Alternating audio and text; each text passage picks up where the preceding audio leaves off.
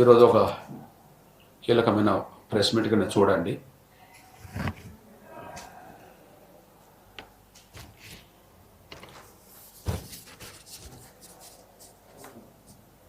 తెలంగాణ సాంస్కృతిక సారథి 8వ తారీఖు నాడు ఏ సర్క్యులర్ అయితే జారీ చేసిందో ఆ సర్క్యులర్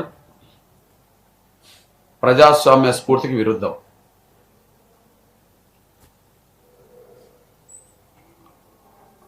ఆ సర్క్యులర్ సారథిలో ఉద్యోగ ధర్మం నిర్వర్తిస్తున్న కళాకారుల స్వేచ్ఛను హరించే విధంగా ఉంది. ఈ అప్రజాస్వామ్య నిర్ణయాన్ని ఆ సర్క్యులర్ను వెంటనే ఉపసంహరించుకోవాలని చెప్పి ముందుగా మేము డిమాండ్ చేస్తున్నాం.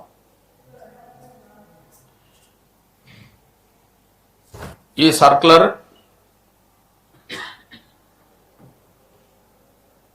నియమ నిబంధనలంటూ వాళ్ళ స్వేచ్ఛను హక్కును హరించే విధంగా ఉంది. మళ్ళీ క్రమశిక్షణ పేరుతో వారి స్వేచ్ఛను పూర్తిగా హరించే విధంగా ఈ సర్క్యులర్ ఉంది. బహుశా ఈ సర్క్యులర్ ముఖ్యమంత్రికి తెలిసి వచ్చిందని మేము భావించుకోవట్లేదు.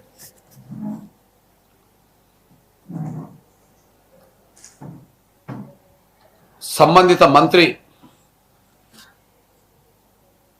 జూపల్లి కృష్ణారావు గారు కూడా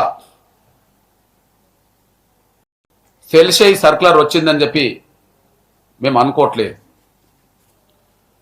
బహుశా ఇట్లాంటి సర్క్యులర్ రావడం వెనుక డిప్యూటీ సీఎం మల్లు భట్టి విక్రమార్క అంతర్గతంగా సారథి చైర్మన్కి ఇచ్చిన ఆదేశాలను ఆమె పాటించింది అనే అభిప్రాయం మాలో ఉంది. ఈ విషయంలో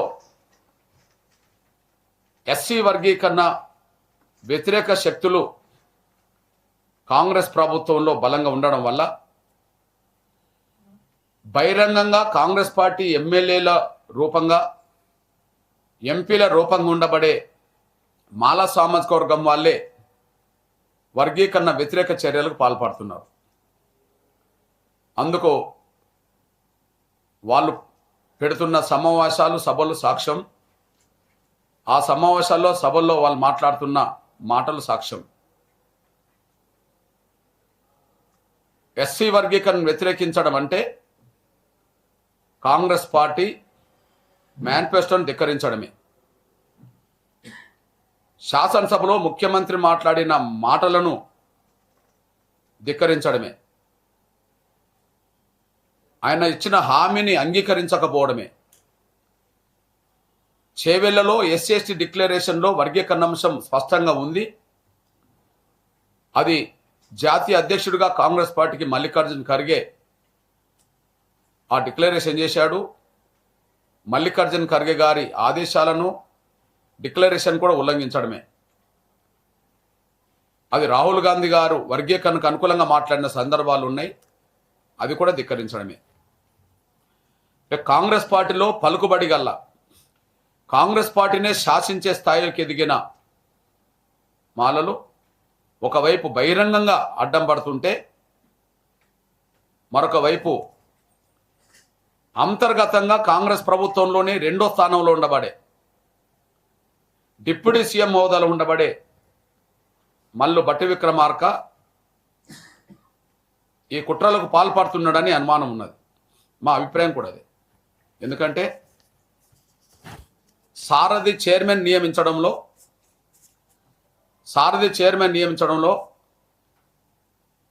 సోదరులు గద్దర్ గారి కూతురును నియమించడంలో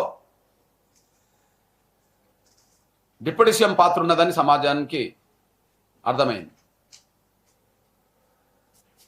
వెన్నెల ఇప్పుడు వెన్నెల ఒక అప్రజాస్వామ్యమైన సర్క్యులర్ జారీ చేసింది. వెన్నెల తండ్రి గారైన సోదరులు గద్దర్ ప్రజాస్వామ్యం ఉండాలి, నియంతృత్వం పోవాలని చెప్పి జీవితాంతం పోరాటం చేసిండు.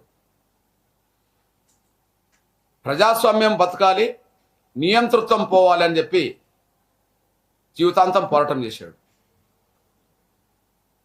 తండ్రేమో ప్రజాస్వామ్య విలువలను కాపాడడానికి గద్దర్ గారు ప్రయత్నం చేస్తే, అందుకోసం తన జీవితకాలం పాటు వెచ్చిస్తే, గద్దర్ అన్నగారి కూతురు వెన్నెలోమో ఫిబ్రవరి 7న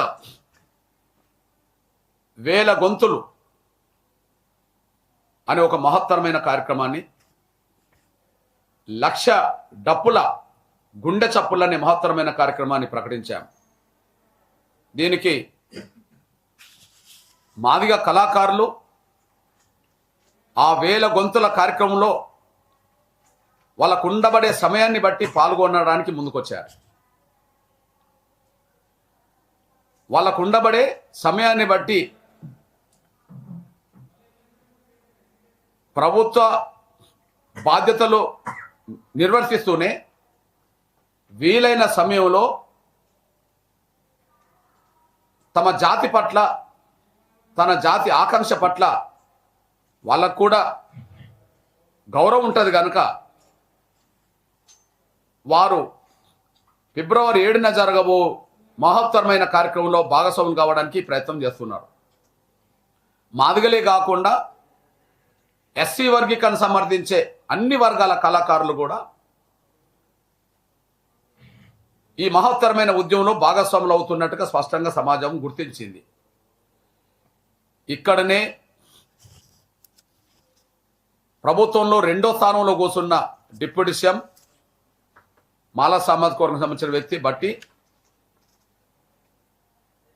ఈ కళాకారులందరూ ఎంఆర్పిఎస్కు అండగా నిలబడబోతున్నారు. సారథిలో పనిచేస్తున్న కళాకారులందరూ మాదిగలే కాకుండా మాదిగేతర కులాలకు సంబంధించిన కళాకారులు కూడా,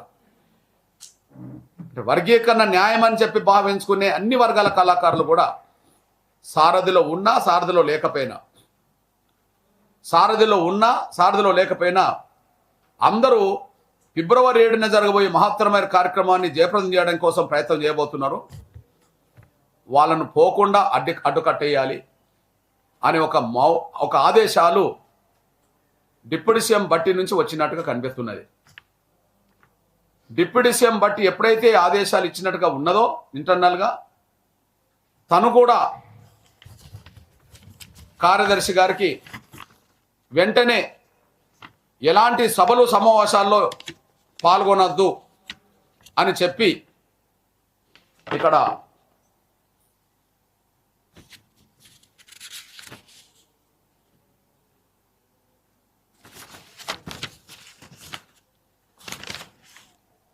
తెలంగాణ సాంస్కృతిక సారథి సభ్య కార్యదర్శి అయితే ప్రభుత్వ అధికారులు ఉన్నారో ఆయనకు డైరెక్షన్ ఇచ్చి ఈ సర్కులర్ను జారీ చేయడానికి దారితీసింది. అందులో స్పష్టంగా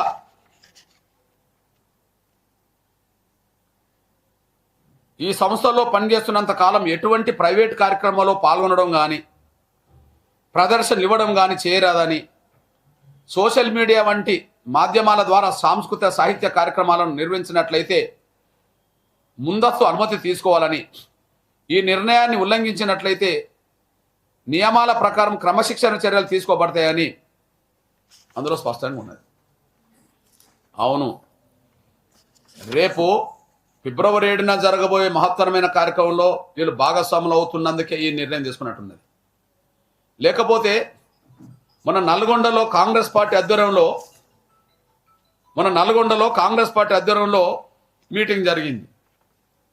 మరి ఆ మీటింగ్కు సారథిలో పనిచేస్తున్న కళాకారులందరూ వేదిక మీదకి పిలిచి వాళ్ళతో పాటలు పాడించుకున్నారు, ఆటలు ఆడించుకున్నారుగా. కాంగ్రెస్ పార్టీ కార్యక్రమం కూడా ప్రైవేట్దే కదా. ప్రభుత్వ ఉద్యోగస్తులుగా వాళ్ళని భావించుకుంటే, ప్రభుత్వ కార్యక్రమాలకు వినియోగించుకోదలుచుకుంటే అది వేరు కదా. ప్రభుత్వం వేరు, కాంగ్రెస్ పార్టీ వేరు కదా. మరి కాంగ్రెస్ పార్టీ నిర్వహించిన నల్గొండ సభలో సారథిలో పనిచేస్తున్న కళాకారులందరినీ వేదిక మీద పిలిచి వాళ్ళ పాటలు పాడించుకొని ఆటలాడించుకొని